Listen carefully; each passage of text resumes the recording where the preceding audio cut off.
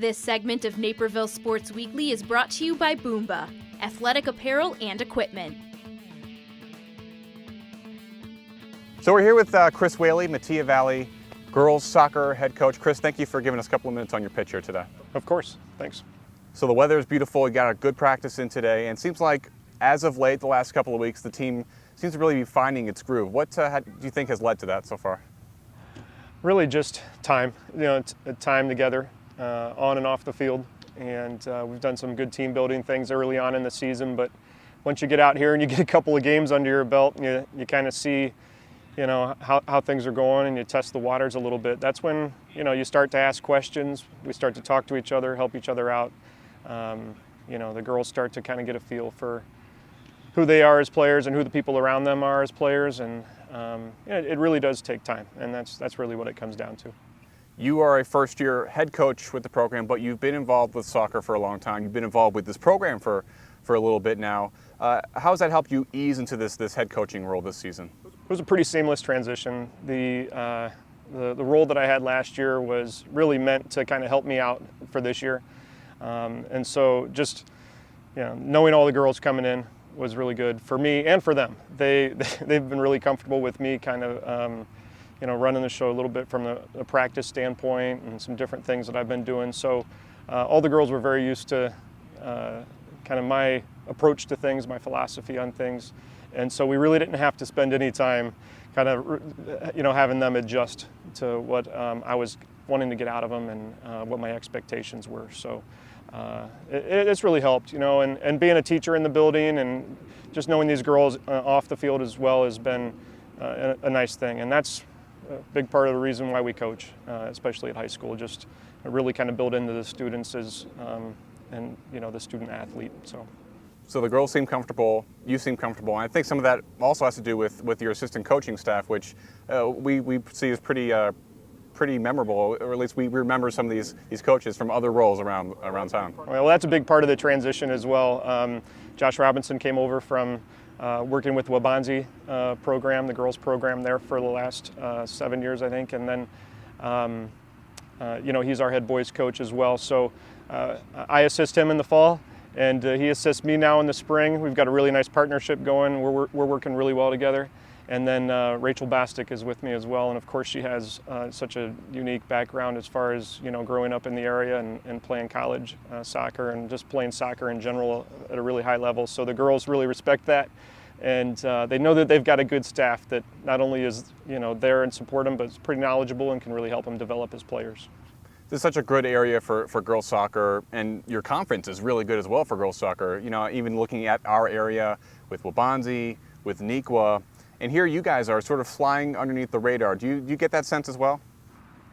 Up until last year, maybe, yeah. We've already won a couple of conference championships, been right there in the mix, and we've won a couple regionals and ended up in the sectional final last year against Wabanzi. But the soccer is really strong out here, and all the Naperville schools, and even you get teams this year like Batavia that's really strong. I mean, there's a lot of good soccer in the area, and I wouldn't want it any other way. Every time that we look to put together our schedule or whatever it is, we're always looking for good competition, and so that's just part of the territory.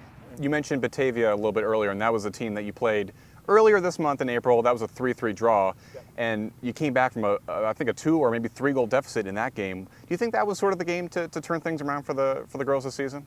Yeah, I think we still have a ways to go in my mind. This week we were talking about how we were kind of halfway through our season, and we've had a few ups, a few downs. Lately we had a couple setbacks, but the big picture is always important to keep in mind. As a coach and as a player, just that. We look back on those moments like the Batavia game. We showed a lot of character in that game, and so we could really build off of that. We went down went down a goal, went down again. Tied it back up, went down again, and then the girls they never quit. And that's what makes coaching this group and coaching here at this school just really unique. Is that this group of girls really they have the right attitudes, they have the right work ethic, and they have high expectations for themselves. I think some of the heavy hitters of the girls that we always hear about when we're reading about articles or seeing some of the highlights on our station is Jane Erickson Russo and Elena Sidwell, who really do a lot of work for you. Tell me a little bit about what they do on the pitch that is so important for your team. Yeah, it depends on the day. Obviously, Elena's been with the team, the varsity team, for 4 years now, and she came in as a freshman and made an immediate impact. I always tell her that I'll never forget the goal she scored against Nequa that, quote unquote, broke the ice, for our program. That was the first year that we had kind of had a big win and against a local opponent, and Elena was the goal scorer, and that's what she did in that moment. She just works so hard, and she's such a talented player. She's quick.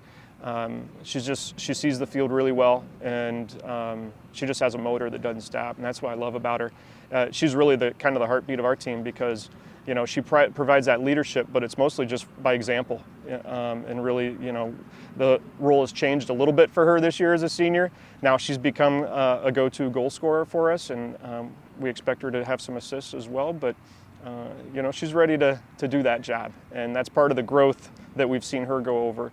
Now Jade, last year, she stepped in as a freshman, honestly surprised us a little bit. She came in kind of undersized, and we weren't quite sure what she could do at the high school level, the varsity level, and she stepped in right away and had a couple of big goals. First one up against Wabanzi, and since then, just seeing her develop as a player. She's a girl that could play defense for us. She could play in the midfield. She could play up top, and she's been really dangerous up top. Every time we play a team, they always compliment her on her kind of abilities on the field and how dynamic she is. And that's, such a gift to have a few older players that can do that for your team and a few younger players, and that's always nice.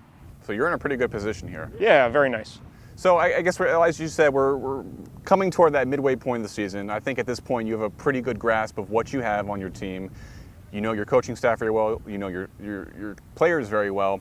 What are some of the key things that you want to work on throughout the rest of the season as you get near the postseason that you want to get into really high gear so that at that point you have mastered basically everything that you want to get out of your team this season? Yeah, obviously the biggest thing is, the more games that we get under our belt, hopefully the more consistent we can be.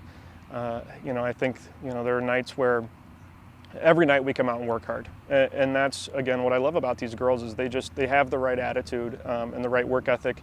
The consistency, though, in, being able to possess and being able to solve problems that teams present. It's whether it's Naperville North or Lake Zurich the other night, or whether it's South Elgin came in with a lot of confidence. Everybody kind of comes in with a different approach to the game, and part of the problem is just being able to solve, what it is that they're trying to do, and so that we can create more opportunities. And I think that's the challenge, as we progress through the season. Can you become more consistent, but also can you find ways to create better opportunities? And then, of course, we've been working, you saw today, on finishing. It comes down to you can create 20 opportunities, but you got to finish some. And the Pepsi Showdown, you just got out of that. So many games crammed into a small amount of space. What kind of difficulties lie in that, coaching and playing day after day after day? Yeah, there's a few challenges to it, but really it's just a really neat tournament, I think, for the girls and for high school soccer. To be a college showcase in the area for these girls, to get college coaches coming out and looking at them, I think is just an important part of what we need to do for them. But it's just a neat experience to play teams that we wouldn't normally play. And so, we know what we get when we play Wabanzi now and Nequa and the Naperville schools, but to play a Lake Zurich or a New Trier or Lincoln Way North the other night, these are just good opportunities for us to just get a different look at a different opponent. And, it's all part of getting ready for the end of the year, for the state tournament. Well, it seems like you're going in the right direction and repeating some of the success that you had last year. Coach, thank you so much for your time. We appreciate it. Yeah, thank you very much.